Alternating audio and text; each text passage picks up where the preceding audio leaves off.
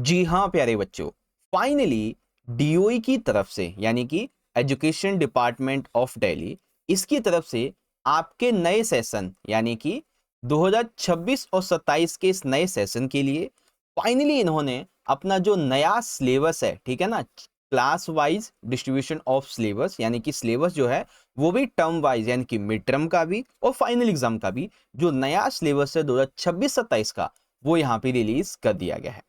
ठीक है, तो इस वीडियो में हम बात करने वाले हैं कि आप जो है इस सिलेबस को कैसे डाउनलोड कर सकते हैं। ठीक है, आप इस सिलेबस का जो पीडीएफ है वो कहां से प्राप्त कर सकते हैं, और साथ ही साथ हम आपको ये भी बताएंगे कि ये जो सिलेबस है हम अपने चैनल पर एक एक सब्जेक्ट का एक एक क्लास का एक्सप्लेन करके समझाने वाले हैं।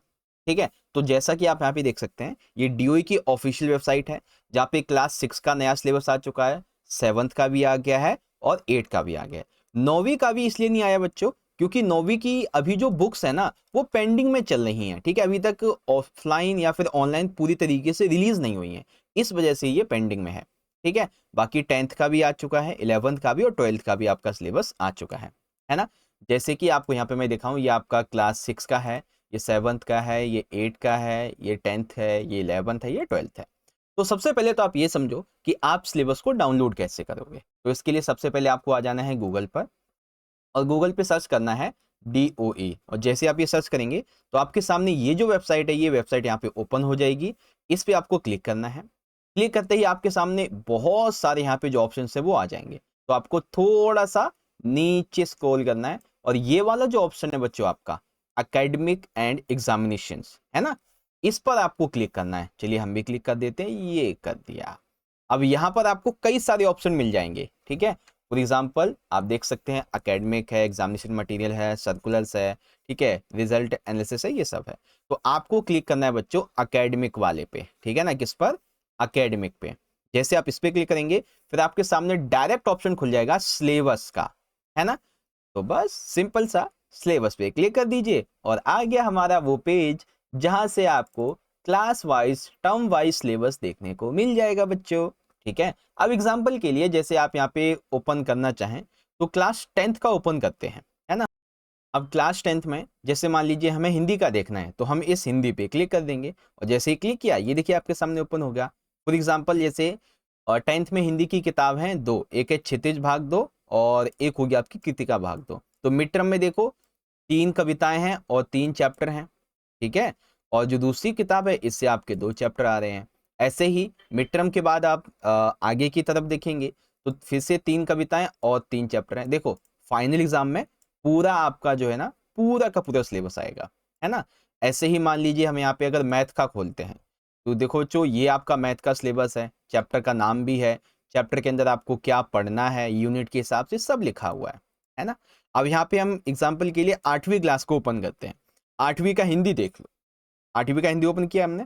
अब यहाँ पे देखो कविता, आपके जो कविता चैप्टर हैं जो भी आपकी बुक है ना मल्हार की, है ना, इसमें पाठ का नाम है, विधा है, रचयिता कौन है, सब लिख रखा है। व्याकरण क्या है, रचनात्मक लेखन क्या है, ये सब है। अब जैसे कि पहली कविता है आपकी स्वदेश, ठीक है, फिर दो गौरैया ये आपकी एक कहानी है, ठीक है ना, मितलाब ये केवल पढ़ने के लिए है, एक आशीर्वाद ये कविता है। तो ऐसे ही आपके सारे के सारे जो क्लास है उनका सिलेबस है। अब जैसे यहाँ पे और हम क्लास निकाल लेते हैं, फॉर एग्जाम्पल हमने 11th निकाला। अब 11th में मान लीजिए हमने पॉलिटिकल साइंस निकाल लिया। ठीक है, अब पॉलिटिकल साइंस में आप देखेंगे यहाँ पे जैसे कि 2 किताबें हैं। पहली किताब है भारत का संविधान सिद्धांत व्यवहार, तो इसमें आपने देखा कि चैप्टर 1 है संविधान क्यों और कैसे, कि इसके इंपॉर्टेंट टॉपिक्स क्या हैं। ठीक है, भारतीय संविधान में अधिकार चैप्टर 2 है, चुनाव प्रतिनिधित्व आ जाता है आपका। ऐसे ही टोटल मिला के 10 चैप्टर आपकी फर्स्ट बुक से हैं।